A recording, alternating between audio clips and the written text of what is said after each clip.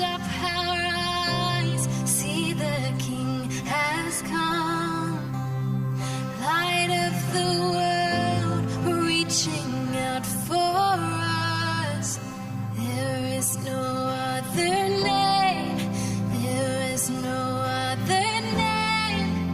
Jesus Christ, our God. Oh, seated on high, the undefeated one. The mountains bow down as we lift him up. There is no other name. There is no other name. Jesus Christ, our God. Oh, find hope when all the world seems lost. Behold the triumph of the cross.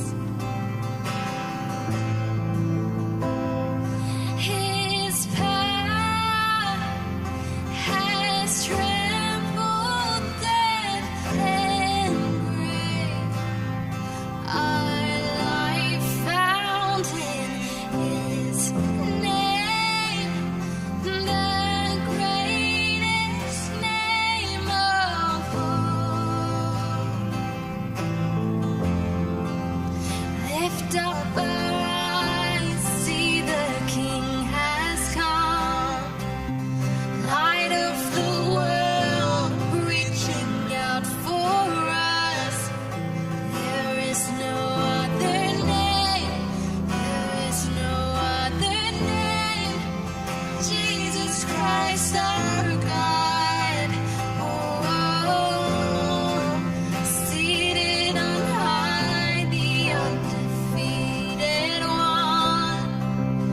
Mountains bow down as we lift him up. There is no other name. There is no other name. Jesus Christ, our God. Oh, Jesus.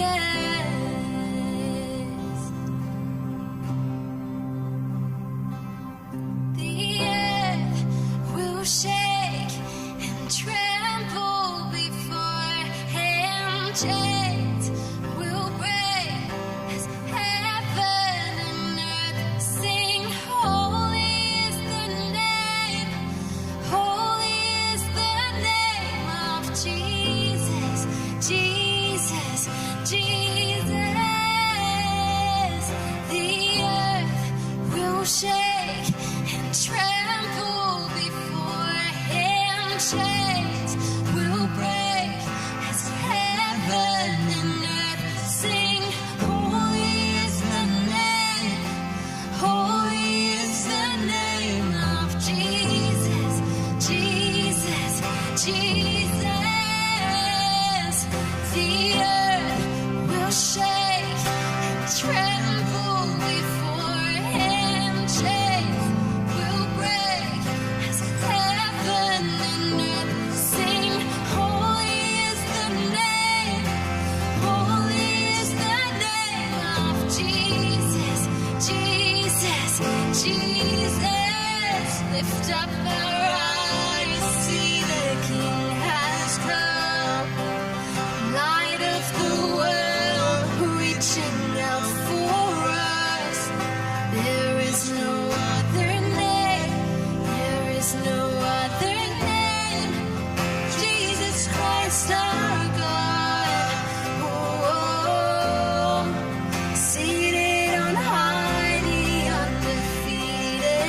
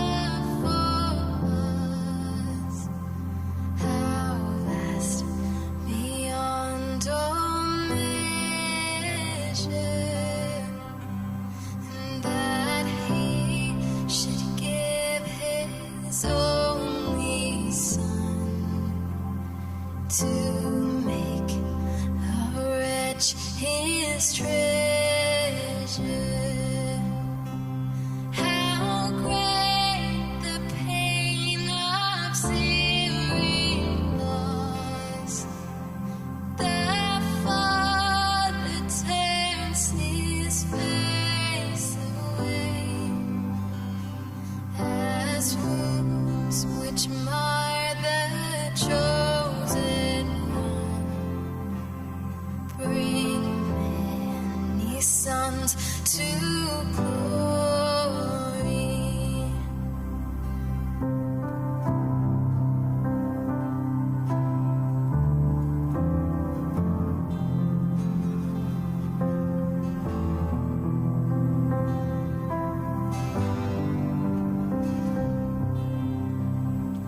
Behold the man upon the cross, my sin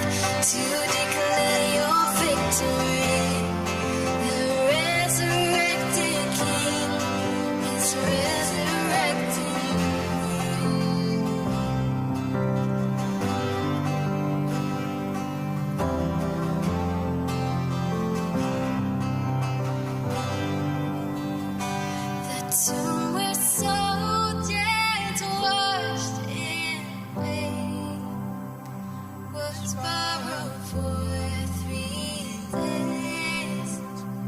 His body there would not remain. Our God has robbed the grave. Our God has robbed the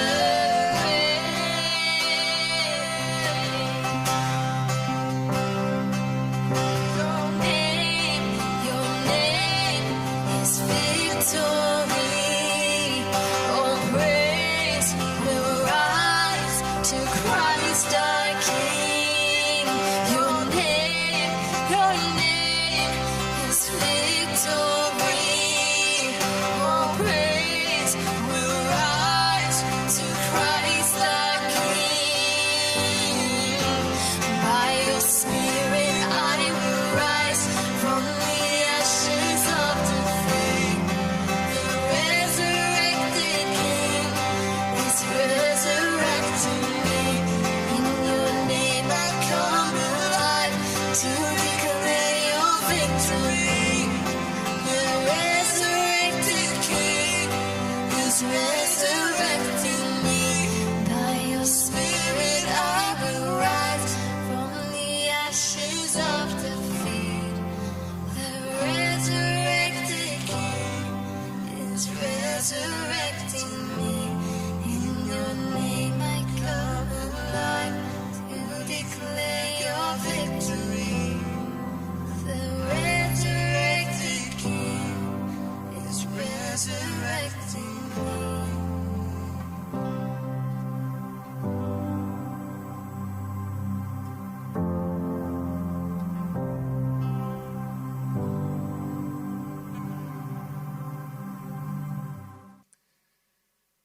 Hey, good morning and welcome to church. My name is Adam Devison. I'm the pastor for youth and young adults here at Mill Park Baptist Church, and it is so good to be here with you for another Sunday, the first Sunday in November. Hey, my name was supposed to pop up somewhere and I was going to do a cheeky little point to it, but it's not come up. That's disappointing. Dan, is that on you? Who was that on? There we go. No, there I am. That's me. So it's good to be with you today. If you're new, tuning in for the first time this morning, we'd love to get to know you. It's awesome that you've tuned in, and we'd love to get to know you. And so you can fill out a link on Facebook or on YouTube that will be available to you. And we'd love to give you a call, get in contact with you. One of the team will do that. It's so good to hear your story. How did you get connected? What's happening in your life and make that connection? You know, a lot of people, they come along to church because they want to form some connection.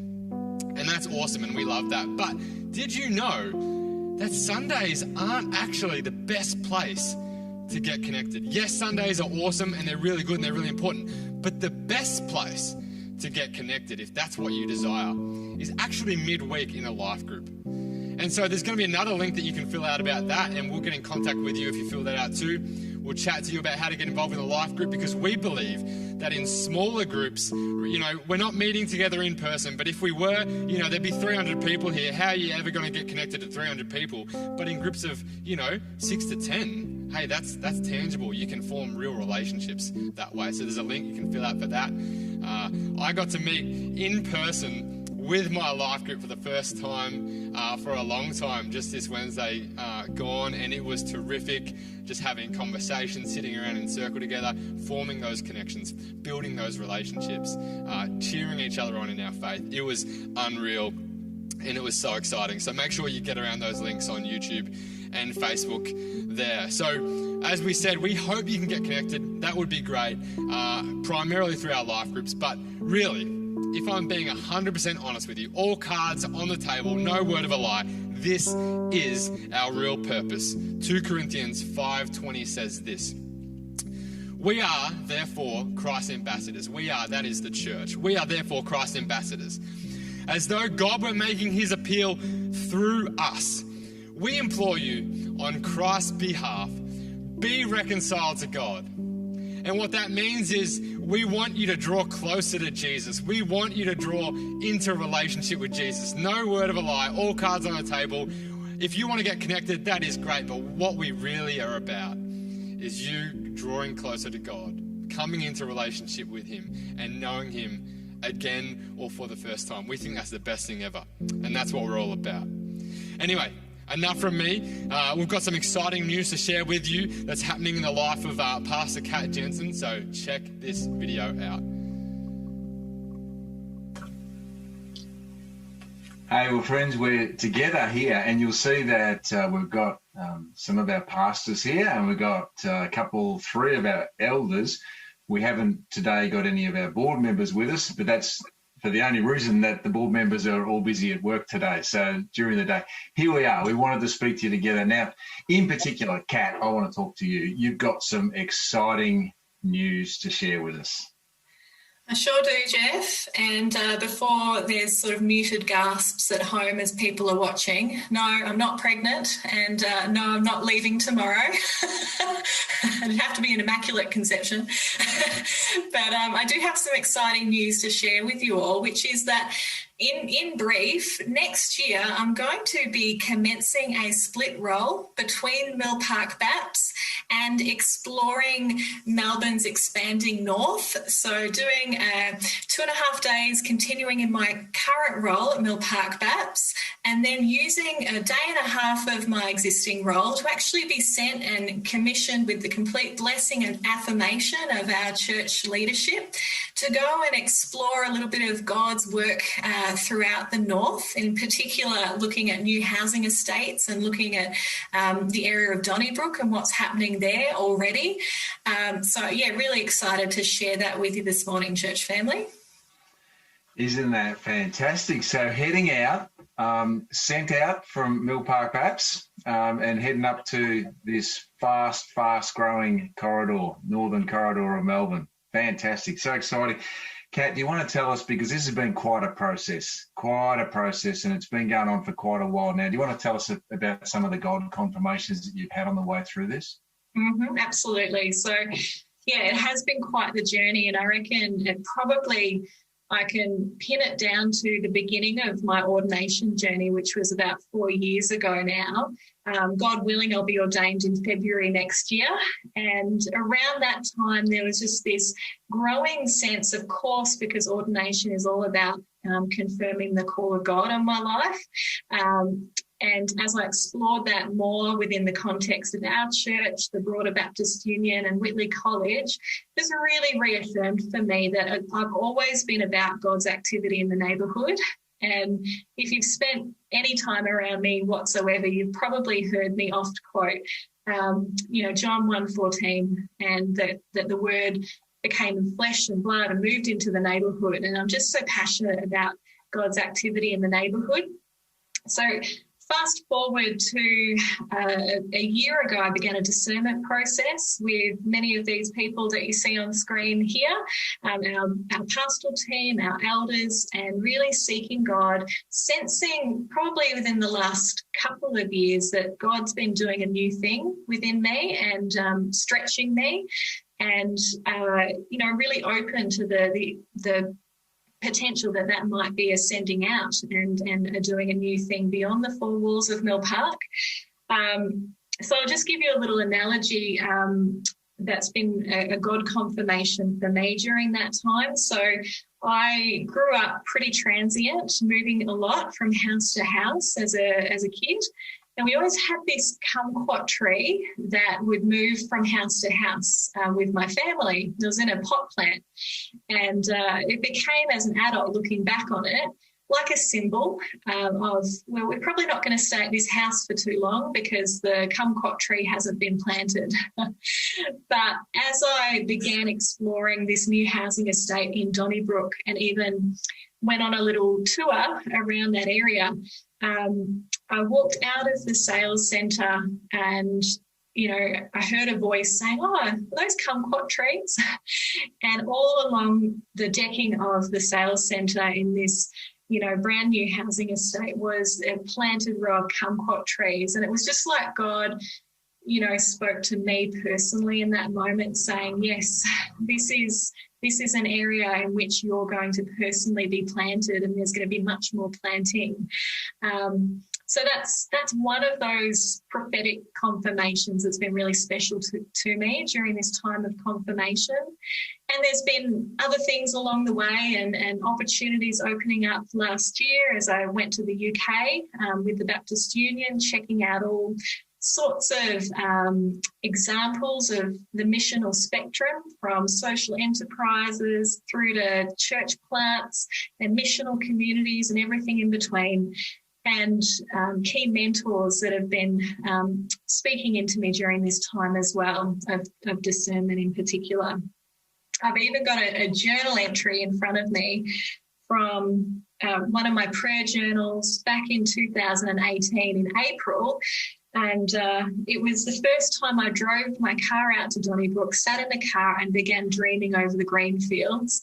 And I wrote down here, I feel excited. I give my heart to God and his kingdom. From watching the birds, I'm reminded of Matthew chapter 8, verse 20, that foxes have holes and the birds of the air have nests, but the Son of Man has nowhere to lay his head. And I wrote this, that to follow you, Jesus, is to be in exile, settling down in tents to make God my dwelling place. Where you lead, I will follow. And so God's just been leading me up until this point of certainty within myself and within our leadership community that God's doing a new thing in the Northern expanding growth corridor. So I'm excited about that.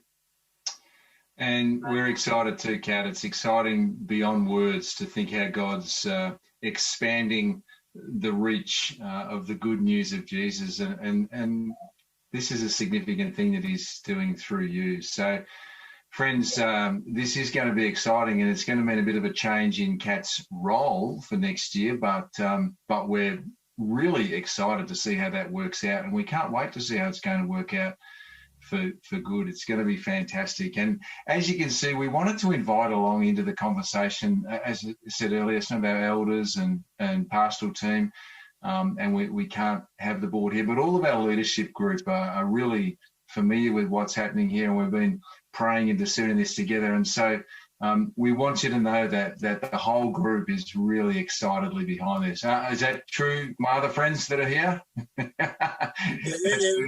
That's good. It's great to hear from you guys too. And so, Kat, thanks. We're going to keep the church really well and truly updated in these coming few months while this unfolds further, and we can't wait to see how it works. God bless you guys. Thanks again. The desire, and it is part of our vision as a church to be a missional church, and it's so exciting to see the way that God is working that through in the life of Pastor Catherine, and the awesome opportunities that are coming up next year for us to continue to really value missions in our church. And so if you want to hear more about Pastor Kat's story and what's happening with her, there's going to be another link that's available for you for that, and you can find out more information there. It's certainly great for us as a church to be praying for her, supporting her in this journey. It's such an exciting time. Today we have our senior pastor Geoff Shepherd starting our new series, When God Says Go, in the book of Jonah. And he's going to be tackling this question, does it work to run away from God? And I don't know about you, but there's been times in my life where I've made decisions that have taken me away from God. And so he's going to be tackling what that looks like and how that works out. It's also the first Sunday of the month, which means we've got communion during the service and a community Zoom after the service. So stick around for that and bring what you need along for that. But before I hand it over to Pastor Geoff, check out this update from our kids team. Good morning, church family. It's Kat and Lane here. Say hello, Lane. We just wanted to say hello and hope you're doing really well. We've got some new things for you in the kids ministry this week.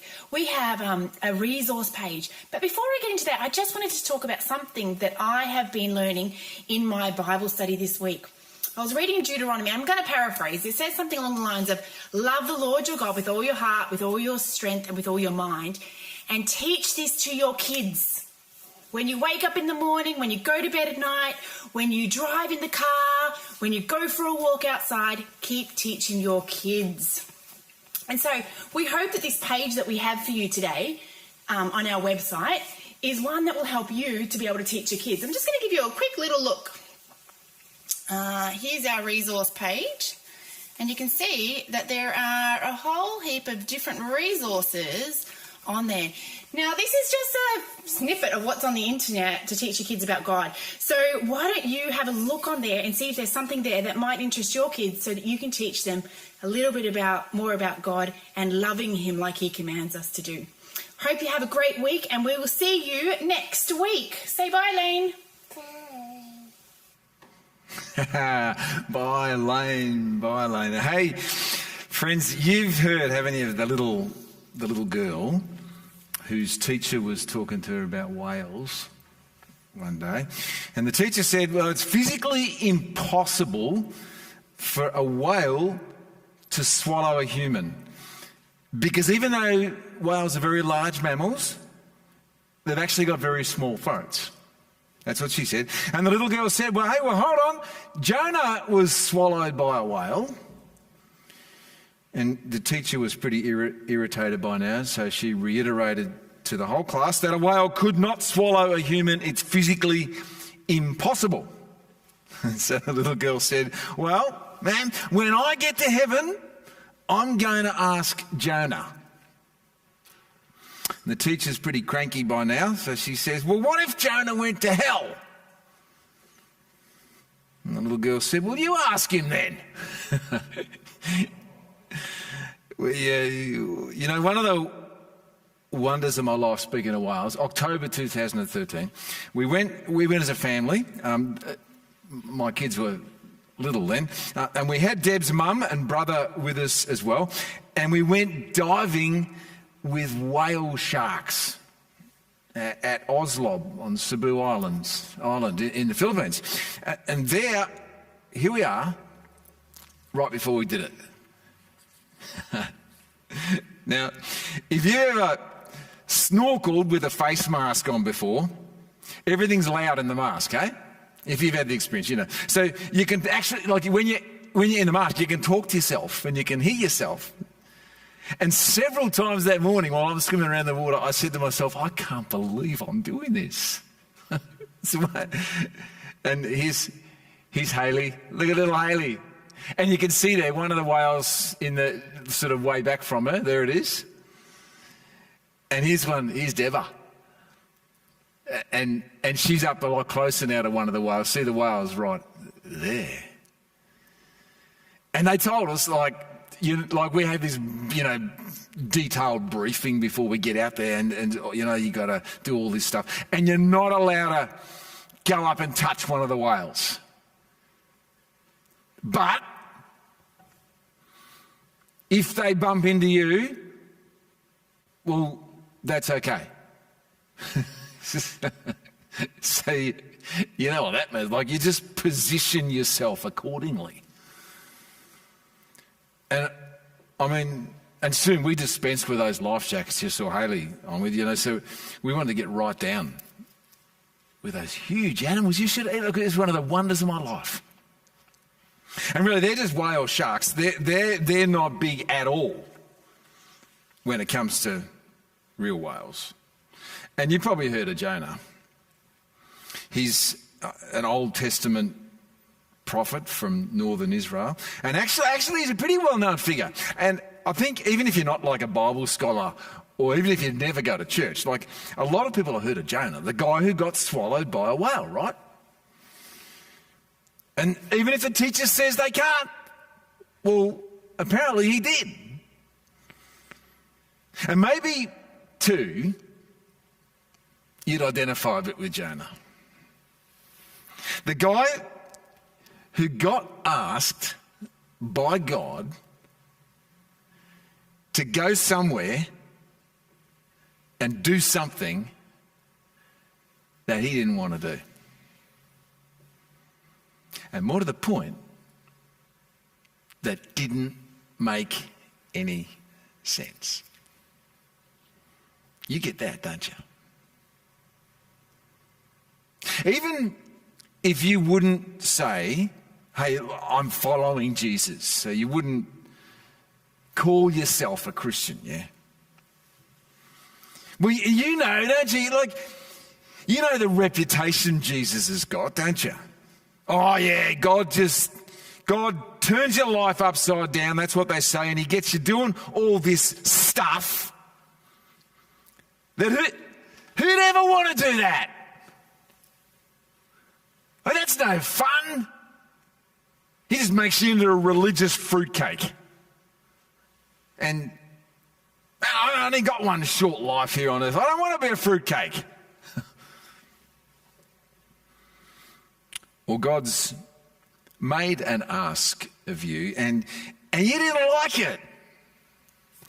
And it didn't stack up, or it seemed downright foolish, or if you did what it was, it was going to uproot you and send you to live somewhere else, or you'd have to change your job, or you'd have to change your spending habits, or you'd have to change your business ambitions.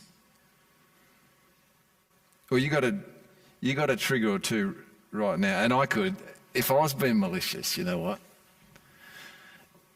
I could do this even deliberately right now. I'm not joking. There's some things out there. There are some things that I could say right now. Things that I would believe with all my heart are totally true from the Bible. But I know it'd upset you. Like, what if I just said something mild? Like that Jesus loves Adolf Hitler and died on the cross for Adolf Hitler in exactly the same way as he loves you and died on the cross for you. What if I said that? What if I said that Saddam Hussein, right before he dropped off the gallows at the hands of the hangman, split second before, and he acknowledged Jesus Christ as Lord? What if I said that Jesus promised that anyone who calls on the name of the Lord will be saved? Would apply to Saddam Hussein.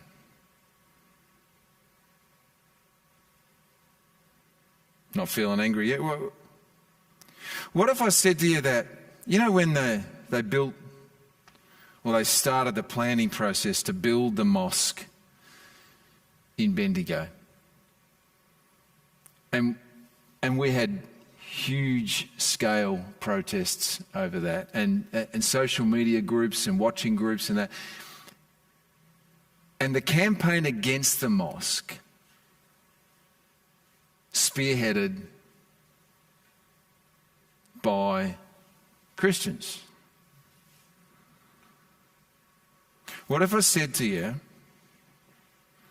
that somehow that doesn't match with Jesus, who said, I came here onto this earth to seek and to save lost people? So what if I said to you that I can't in my wildest dreams imagine Jesus protesting against a mosque? See, I could fire you up with a few things, couldn't I? Maybe I already have. Lucky we're on screen and you're not here in person. You see, friends, the fact is sometimes, or is it oftentimes, God asks his children to do things and to go places that make no sense. All jokes aside, when that happens, it is painful, it is distressing, it is confusing. What do we do? Like, what do we do with a God like that? And that's what this little book of Jonah, it's only a small little book. He's what Tim Keller calls the prodigal prophet. Most likely around 750 AD. Sorry, 750 BC, not AD. That's what this little book's all about. It's when God says go. And especially when God says go, and it makes no sense. Like right now, my friend, and you just heard from Pastor Cat. And right now, you know, when God says go for us here, Mill Park Baptist Church, when he says, hey, listen, it's great that you got this church here, and I agree with you, he says, it's a great church, and I know you love it. But I want to widen my reach in this world through you guys. And if you let me widen my reach through you guys, I will. I'll do it. And you're sitting there and you're smart enough to realise that if he wants to widen his reach, including sending like our much loved Catherine, Pastor Catherine, and you know, not just Pastor Catherine, but actually working together to raise up a team of people who will physically go with her to Donnybrook over the course of time as she discerns what's happening. We explored all that, and then as we can actually get a representation, and it's like a campus there of Mill Park Baptist Church up there in the north of Donnybrook. So we actually send a team of people physically with her, and we've got a whole army of people standing behind her and being part of it. But you realise, don't you? You're smart enough to realise when you're widening your reach, guess what? It costs money. And you're just talking about widening your reach in the middle of COVID-19. In our state's most diabolical economic state in decades, maybe ever. And you want to widen? That doesn't make sense, does it? And it didn't make sense for Jonah either. Look at this. This is in the Bible, Jonah chapter 1. It says, the Lord gave this message to Jonah, the son of Amittai. Get up and go to the great city of Nineveh, announce my judgment against it, because I've seen how wicked its people are. Okay, so friends, you got to understand this. God actually he's sending Jonah to Nineveh, but you know why? Because he actually wants to warn them. And if you want to warn someone, like, you know, when my kids are younger and I'm warning them, or when you're warning your kids, or when you're, you know, or like when I used to referee basketball and you give someone a warning, what are you doing? You're actually giving them a chance. Like at least one more chance before doomsday comes. These wicked people, I want you to warn these wicked people in the ancient nation of Assyria. One of the most cruel and violent empires ever recorded in ancient times, friends. And I quote, Assyrian history is as gory and blood-curdling a history as we know. Do you know when they captured their enemies, the Assyrians would routinely cut off both their legs and one of their arms, and then they'd leave the other arm and hand so they could mockingly shake the victim's hand as he was dying. Decapitating victims, commonplace. Forcing family and friends. I know it's abhorrent, but to parade with the heads of their loved ones on poles. Burning adolescents alive.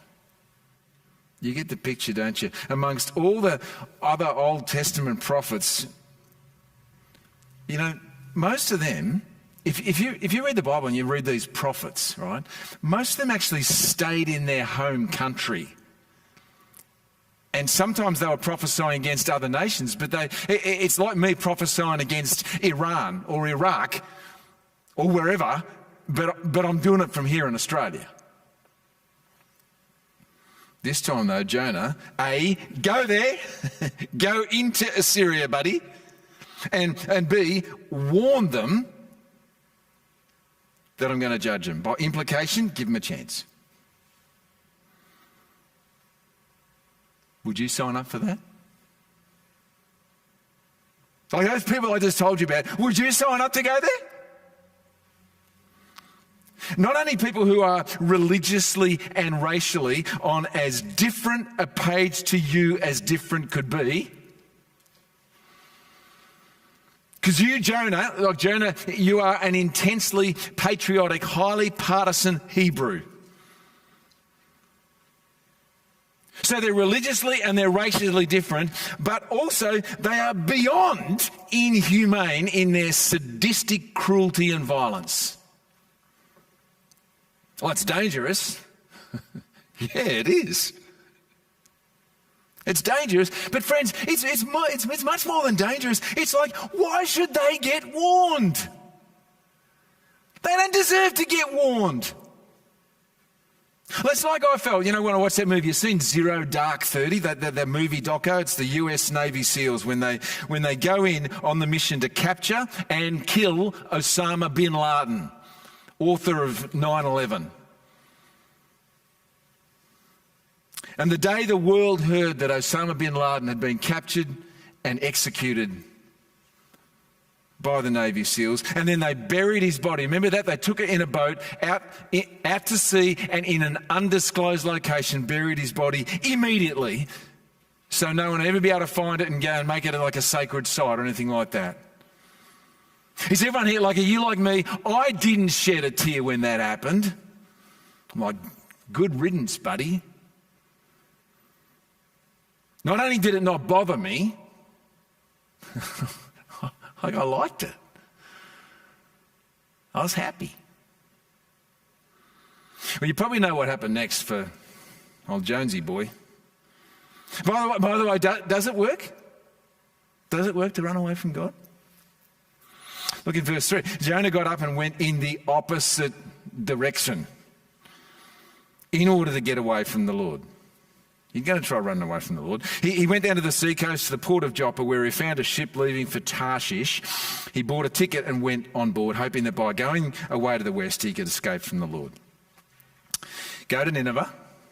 That's what God said, go to Nineveh. That's like telling you, by the way, like say you're in Melbourne here this morning, that's pretty equivalent to saying to you, listen, walk, because he doesn't have a car, and there's no bus, and there's no train, and there's no plane, right? So walk. That's just like saying to you this morning, hey, listen, walk to Sydney. It's about 900 kilometres. Sydney's a little bit less, but say 900 kilometres to Nineveh, and it's northeast of the city. See the map? All right? And I can't point out to you, like I love, if you're in church here, I love my little pointer, don't you?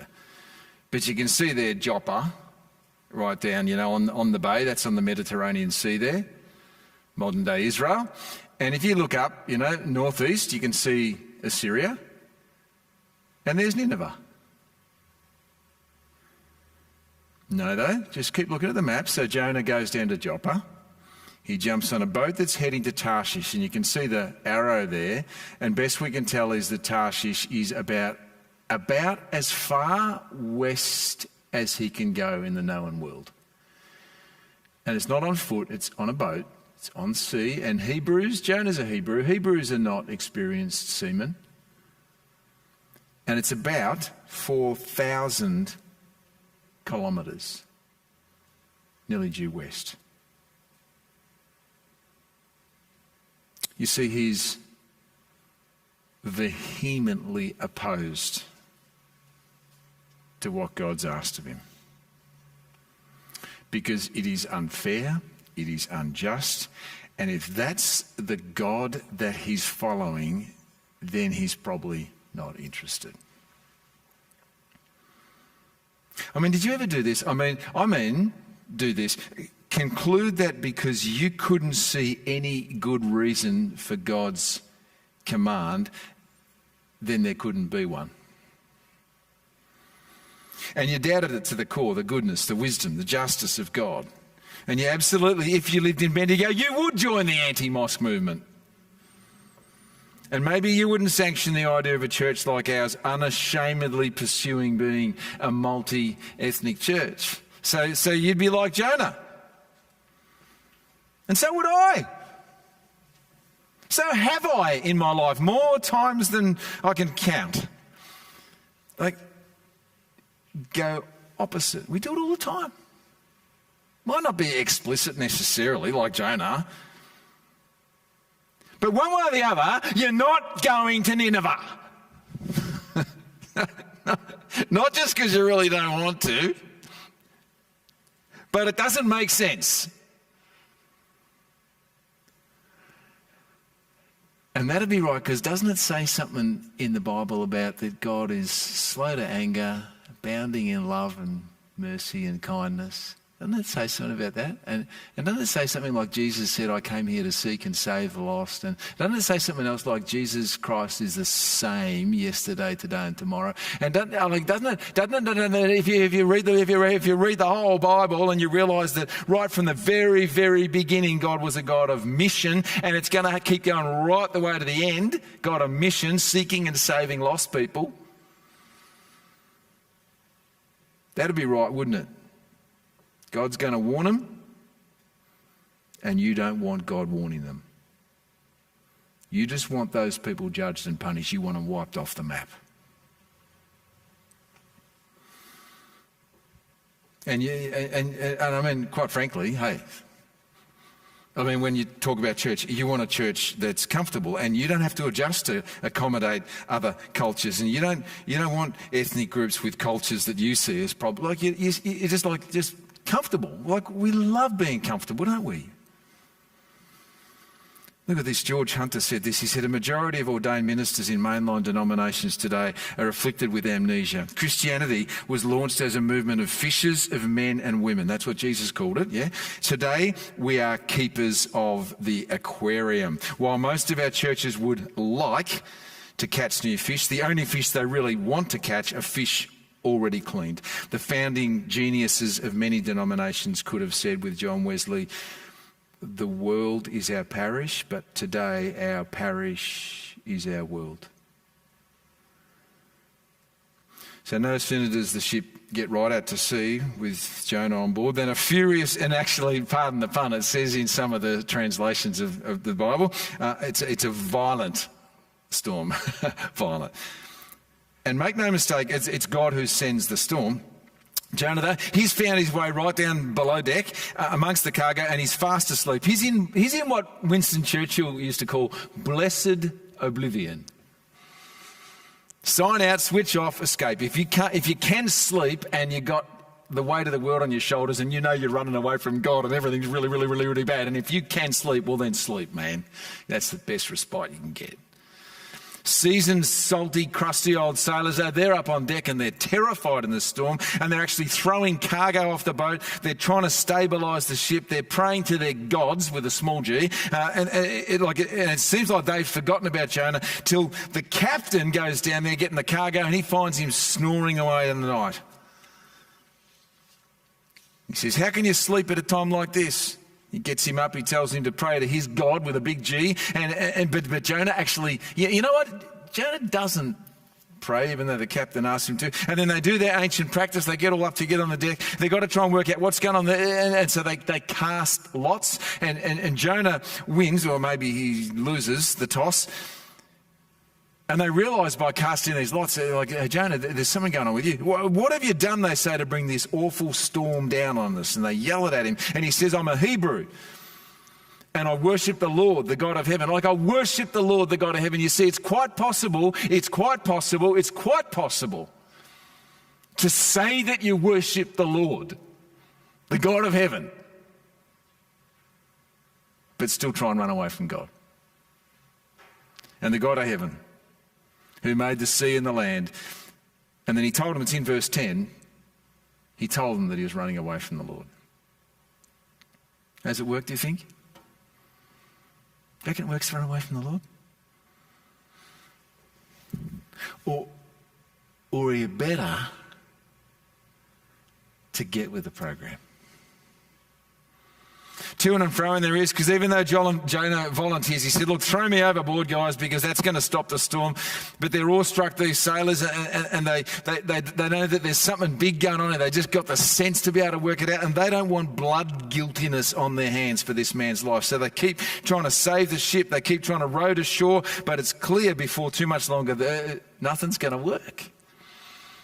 So reluctantly, apprehensively, finally they actually throw Jonah into the sea, and it looks like they actually experience salvation to these guys, because they pray before they throw him in, they pray after they throw him in, and then the storm ceases virtually instantaneously, and then they actually offer sacrifices to, and the Old Testament description of Yahweh, and they vow to serve him.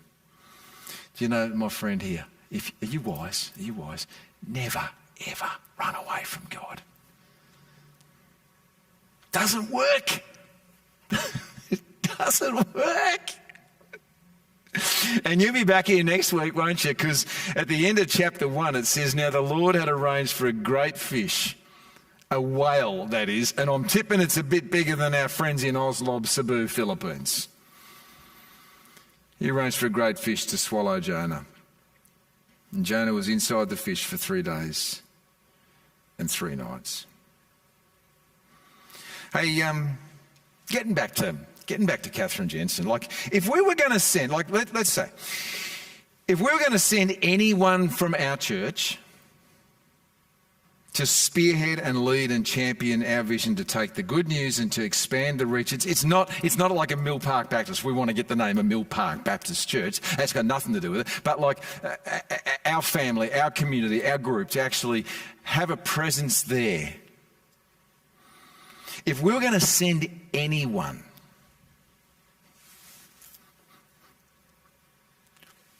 would we send our best? Would we send a team of guns with her? And would we do it during COVID when our whole economy's been shut down? Would we do that? You know, look what else has happened in the last year here at this church, and would we have said let's start an Arabic service? Hold on. Now it's clicking over for you. Now you're starting to, because you read, did you? Hopefully you did. Like, Geoff, I read what you wrote in the memo for the church for this week. I just remember now, Geoff, this is now it's starting to piece together for me, because you said something there like, we're going to be unfolding here at Mill Park Baptist Church week by week in November, and today's only the first one. We're going to be unfolding stuff, I said. It's all about getting, the rest of 2020 leading into 2021. Geoff, there's more to come, isn't there? Geoff, what are you saying? Is Cat just the beginning? Would we expand right now? And how would I feel, like if I really, really learned that God didn't just want me giving lip service to loving and reaching and seeking seriously lost people, but if God actually said to me, hey, you go, I want you to go, I want you to give, I want you to, I want you to expand, I want you to, hey, you wise? Friend, never, ever run away from God. You know what, I reckon God wants you to be thinking this through. You know what? Here's a suggestion. Always look out. Not in. This is where we get to decide, friends. Because you don't and I don't, we don't have to follow Jesus. No one is forcing us to follow Jesus. But I'm telling you now, if we are following Jesus, this is who he is. God has been this way from the very beginning, and he will be this way to the very end, right? And if you don't like the idea of God saving abhorrent people and people who are racially and religiously different to you, and if you don't like the idea of having to go get those people rather than have them come to you, and if you don't like the idea of not living in an aquarium but actually being a fisherman or a fisherwoman, and if you don't like the idea of Assyrian terrorists and racial and religious barriers that you just don't want to cross, then you can choose not to follow. But I just want you to know that if you want to follow, this is who he is. There's no other Jesus. Are you wise? Never ever run away from God. Hey, we do it all the time, friends. Well, I mean, I do anyway. Like, I do the opposite to what he wants. And it's not always that I'm doing naughty things, you know, like I haven't robbed any banks this week. But good luck if you want to run away from God. It never works. You reckon Jonah he goes in the water, didn't get a mouthful of salt water that night, like, gulp it all in, and then right before he got swallowed whole by that mother of a whale shark, I know he didn't have a face mask, or at least I'm pretty sure he didn't, and, but you don't reckon he might have said, I can't believe I'm doing this. You see, if we're going to always look out, not in, listen to really carefully, friends, we can help each other do this. I'd say even not only if we don't help each other do it, we can't do it. We need to help each other. Because there'll be a day when I need you to help me do this, because I want to look in. I was chatting with Deb yesterday. Deb and I, we went out for brunch yesterday. Isn't it good to be able to go out and eat somewhere? We went out for brunch and we're sitting there talking. I'd been reading some stuff that morning. My hero, I've been reading George Mueller about, and he'd written this inspiring stuff back in the 1800s about how he gets just as much pleasure from writing a check as he gets from banking a check. In other words, someone's given him a check, so he banks it. He gets just as much pleasure to write a check and give it away. And Deb's like, yeah, it's going to be good in it to learn to, that it's better to actually give than to receive. And she said, I'm not there yet. And I'm like, well, I feel like I've learned a bit about, that it's more fun giving than receiving. But you know what, Deb? Only when it's safe. I love giving. More than I love receiving, I'd say. When it's safe. But if it's not safe,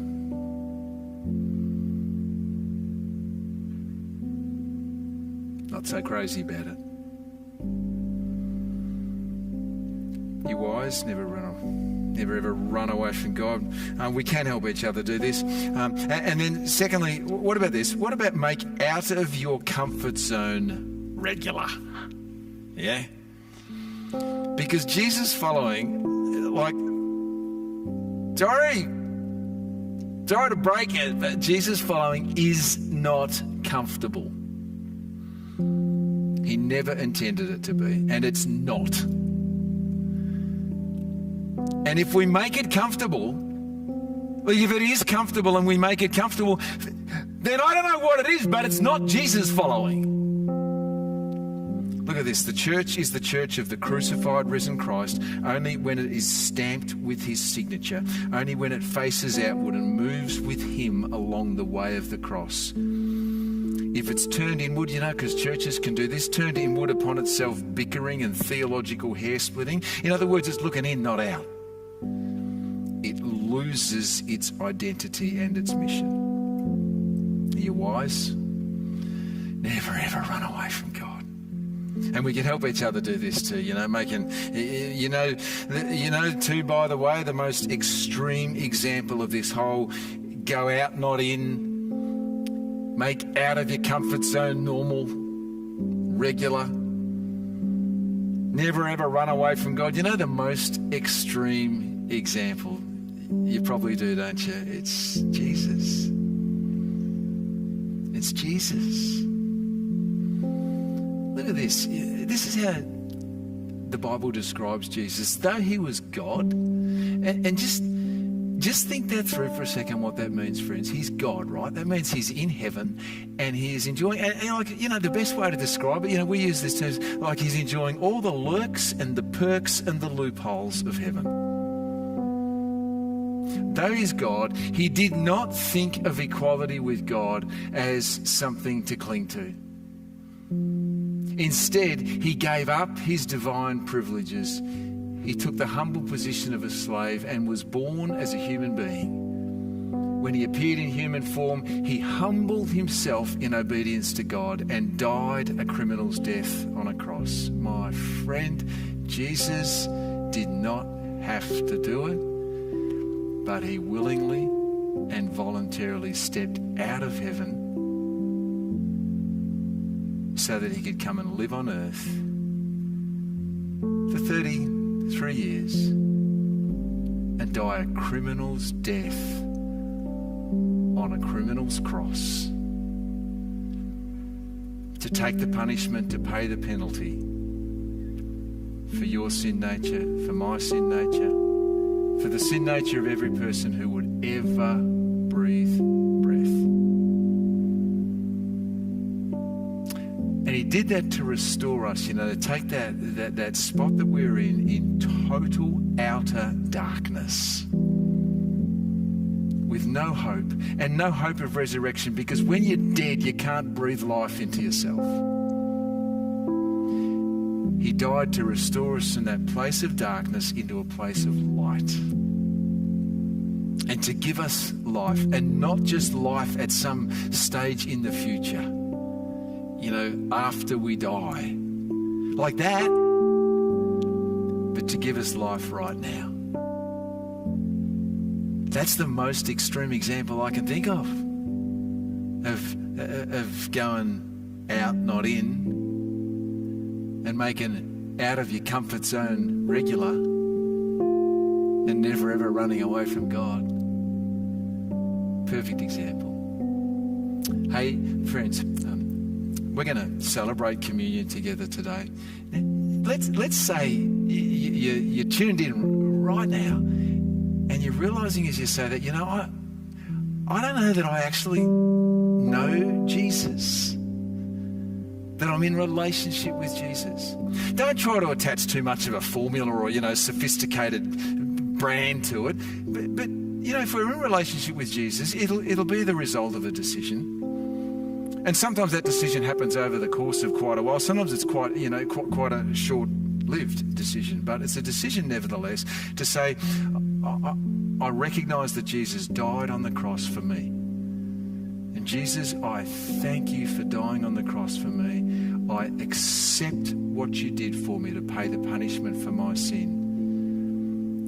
I accept your forgiveness for my sin.